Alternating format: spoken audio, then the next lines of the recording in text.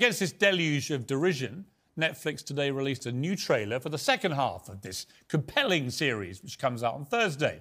Viewer discretion is advised. This clip contains weapons-grade hypocrisy. Institutional gaslighting, says Harry. Do you think he even knows what that means? They were happy to lie to protect my brother. Who? The royals? Me? The media? Who is it? The irony is earth-shattering, isn't it? Harry and Meghan are the Duke and Duchess of gaslighting themselves. The entire show is a cynical attempt to manipulate viewers into questioning their own recollections of reality. And if we learned anything at all from the first 3 hours of this $100 million wine-a-thon, it's surely that this dismal duo wouldn't know the truth if it smacked them around their smug chops. Let's look at their truth versus the actual truth. Meghan moans that royal advisors forced her to uninvite her dear niece, Ashley, from the wedding, the only member of her family that she seemed to be still talking to. How do we explain that this half-sister isn't invited to the wedding, but that the half-sister's daughter is? And so, with Ashley, the guidance at the time was to not have her come to our wedding. Yeah, that was a lie. Impeccably placed royal sources told the Sunday Times no such guidance was ever given. And that was supposed to be the show's big example of how Meghan really cares very deeply about her family. So deeply that only one member of that family was at the wedding, her mother. Not even her favourite little niece, Ashley. Meghan also sees she got no advice on royal protocol, forcing her to learn how to be a princess all on her own. Joining this family, I knew that there was a protocol for how things were done. There's no class in some person who goes sit like this, cross your legs like this, use this fork, don't do this, curtsy then, wear this kind of hat. It doesn't happen. Another lie. And by the way, Meghan, if you don't like me calling you a liar, just sue me and we'll go through all this in court. The Sunday Times discovered she was actually handed a 30-point dossier, studiously researched, brimming with information and contacts. Meghan later simpers that she never wore bright colours to show respect, because she's all about respect. So I was like, well, what's a colour that they'll probably never wear? Camel, beige, white. So I wore a lot of muted tones, but it also was so I could just blend in. Like, I'm not trying to stand out here.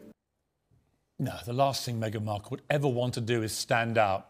But it's all another lie. Photos taken by the evil, bigoted British press show her wearing pretty much every colour in the rainbow.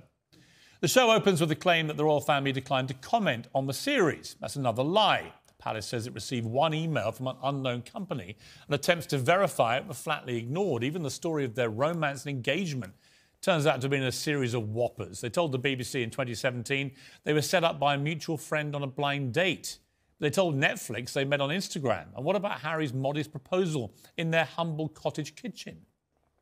It happened a few weeks ago, earlier this month, here at our cottage.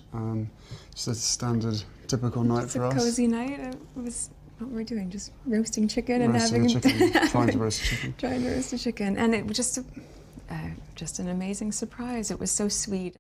An amazing surprise. It was so sweet. Well, according to Netflix, which is their show, it was actually a candlelit extravaganza in their walled garden.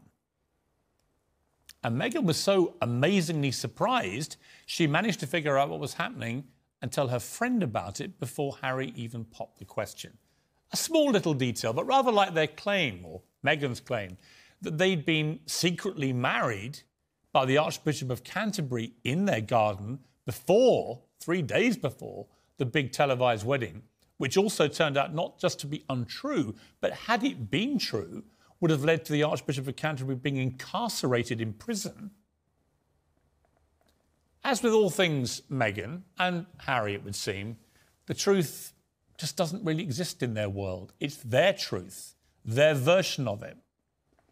Meghan also lambasted the entire BBC engagement interview as rehearsed and an orchestrated reality show, because that's the last thing she'd be engaging in, isn't it? An orchestrated reality show, like the Netflix series.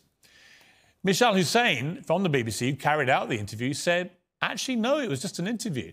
Even the BBC's long-serving royal correspondent, Nicholas Witchell, normally bent double to avoid upsetting absolutely anybody in royal circles, can't take it anymore. Consider one of the things that Meghan said. No matter what I did, they were still going to find a way to destroy me. Well, the first point, who is the they that she's referring to? I think it is the palace, but most particularly it is to the press. But the idea that anyone was out to destroy her, frankly, I think is absurd and simply does not stand up to proper and reasonable scrutiny. Well, that's Nicholas Witchell's way of saying you're lying. And he's right. They lie all the time. Nothing they ever say seems to stand up to reasonable scrutiny. And I say that as somebody who lost his last job presenting Good Morning Britain because I wouldn't apologise for saying I didn't believe Meghan Markle. Think about that. Well, just like they've failed to ever provide a shred of evidence for their claims of racism in the palace, or Meghan's claims over mental health problems. She said that they were not just ignored by the palace, but she was told she wasn't allowed to get any help for suicidal thoughts by somebody at the palace. Who was that person? They shouldn't be working at the palace. We've never had a name, like we've never had any names about the racism. Today's new trailer makes clear that the gloves are off in the next 3 episodes of the show. And remember, this is just the warm-up. Then there's Harry's book coming in early January. Hundreds of pages of more allegations about his family. There will be mudslinging, incendiary claims, bombshells, and, I fear, a lot more lies. And on behalf of the British people and the monarchy they're trashing, I intend to call out every single lie that they utter in their attempt to not just destroy the royal family, but to potentially bring down